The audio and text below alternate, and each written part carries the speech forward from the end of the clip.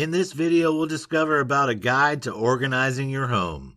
Are you ready to organize your home to reclaim your life, but aren't sure where to start? Then here's a complete guide to help you begin that task. A systematic approach. To be successful in organizing your home, the key is to take a systematic approach.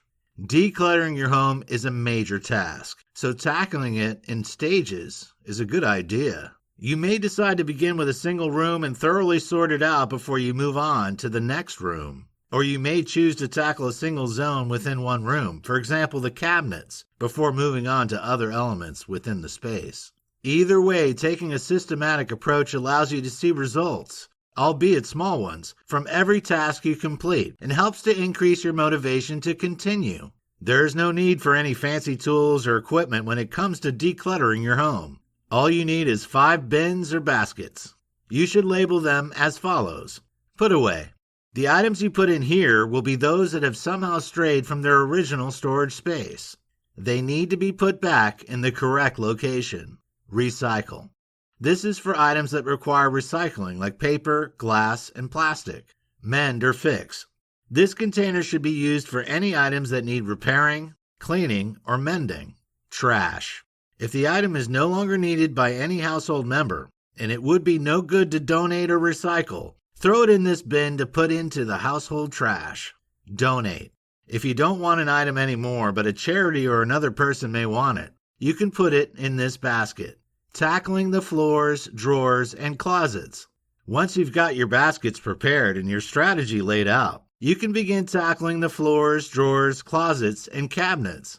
It makes sense to begin in a single room, work through it completely, and then move on to the next. It may be a good idea to begin with your bathroom, since the clutter here is likely to be relatively minimal.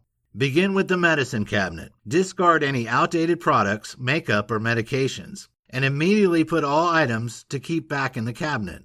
Move on to the drawers. Take everything out. Decide what needs to be kept and what needs to be thrown out, and then put the items you want to keep back in the drawers. Repeat with the tub and shower and any other items from under your sink. If any items remain that are not trash, sort them out quickly into the 5 baskets so you can deal with them later. The bedroom is a bigger task. It makes sense to begin with your nightstand.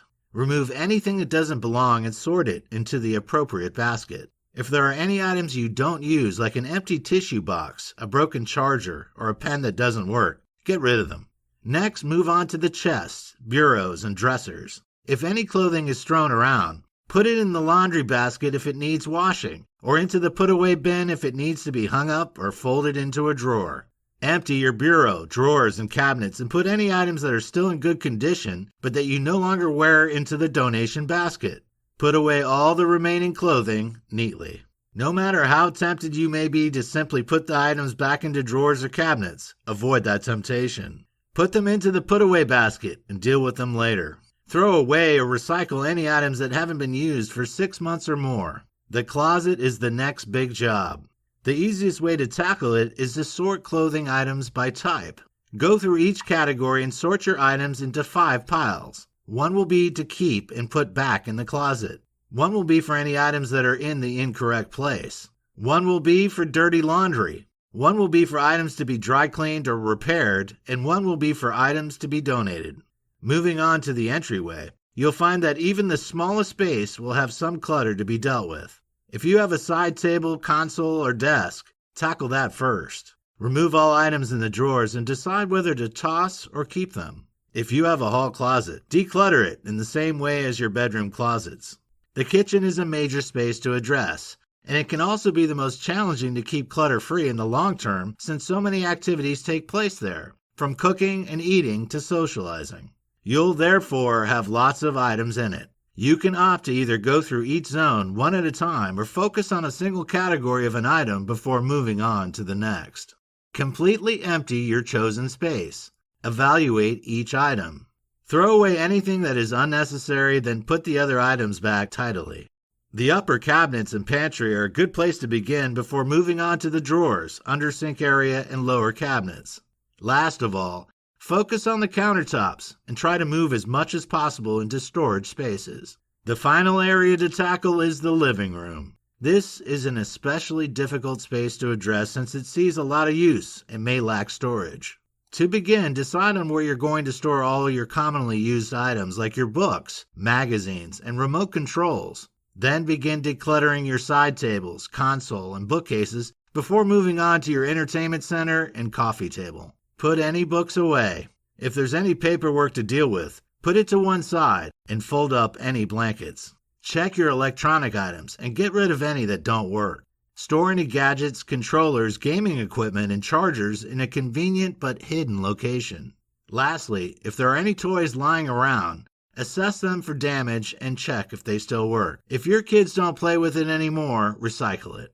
Put any remaining items away tidily. Bringing in help. When you're trying to organize an entire house, it can be a major job, especially if you're living in a large household. If this applies to you, it's time to bring in some help in the form of your friends or family. Draft the kids in to help declutter their own rooms and to put away their own items. Make sure they know where key items will now be stored away so they know where to put them back after use. If you have no friends or family to help you, you may be able to find a cleaning service that will give you some assistance with the task. Top tips for home organization. Need a few more tips to help you organize your home and your mind? Here are some of the best. Begin in one place. Decide which space is your top priority and start there. Focus on it until it's completely finished before moving on. Allow enough time. Have realistic expectations of how long it'll take you to thoroughly reorganize your home and schedule a few hours every day to the task in hand. Take an inventory. After any unwanted items are removed, inspect what remains and decide if it's in the right or wrong place. Anything that would be better off somewhere else, move it there. Check for wasted space. Are there any additional areas that could be put to work for you? Spaces under beds, over doors, or under sinks may be overlooked but may hold valuable storage room. Think vertically. This is especially important if you live in a small home. Maximize your storage by shelving right up to your ceiling. Divide up spaces. If you add more shelves to a single shelf or use stacking containers or baskets, you can divide up vertical spaces, maximize storage, and keep everything looking neat. Consider wheeled storage units that can be moved around or stored in a closet when not being used. Remember the key words: flexibility, accessibility, and visibility.